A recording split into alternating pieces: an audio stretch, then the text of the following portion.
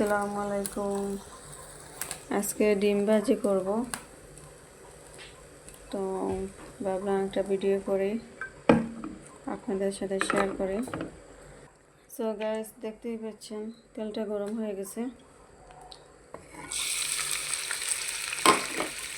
কাঁচামরিচ আর পেঁয়াজ দিয়ে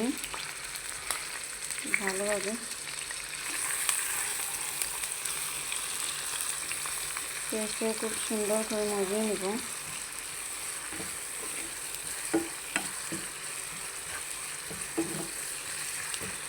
পেঁয়াজটা মজুদ দিতে দিয়ে তারপর মাছের ডিম দিব। তো গাইস, দেখতেই পাচ্ছেন পেঁয়াজটা একদম হয়ে গেছে। এই যে মাছের ডিম আগে থেকে ধুয়ে রেডি করে রাখছি।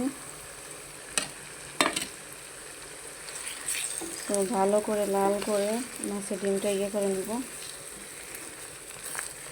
তো মাছের ডিম কে কে খেতে পছন্দ করো গরম ভাতের সাথে কমেন্ট করে জানাও।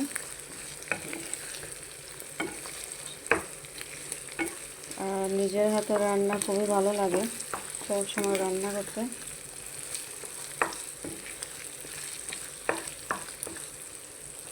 ভালোভাবে ভেজে নিব।